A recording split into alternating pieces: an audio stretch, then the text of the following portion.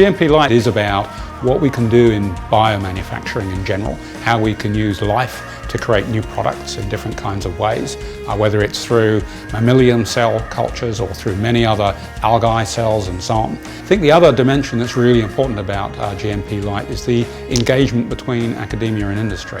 That is, it's a facility which is not just about university research and university training, it's about engaging with industry and engaging in training industry and using that facility to prototype, to explore, to start to develop new products that industry are genuinely engaged in. I think GMP in Australia is first of its kind.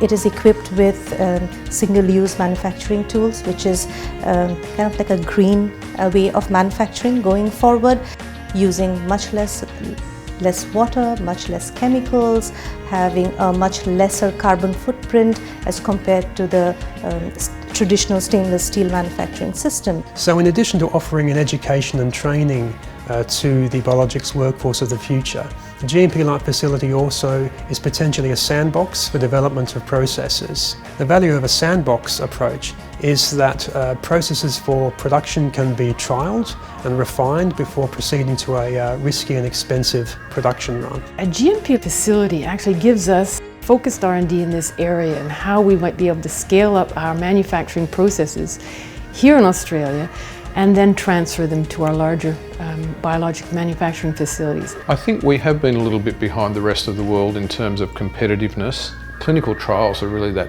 big next step, and good clinical trials. Getting that actual last piece of the puzzle that says, yes, we can now help you to make your product at the quality that you need locally is a big step forward. So the biotech space in Australia in 10 years' time will hopefully be vibrant and will have expanded a lot from where it is today. Hopefully it's broader in terms of the type of drugs that are being made and developed and hopefully commercialised, and that there's more of an end-to-end business in Australia for biotech. The opportunity for Australia and the impact that this can have on Australia and the competitiveness in really the growth industry of the world, which is Southeast Asia, is here, and there really is an opportunity to capture that enormous growth across biologics manufacturing and the next generation of human therapeutic manufacturing. So really this is the time, this is now, and I think Australia and New South Wales in particular in investing in this is at the cusp to be able to create our own destiny.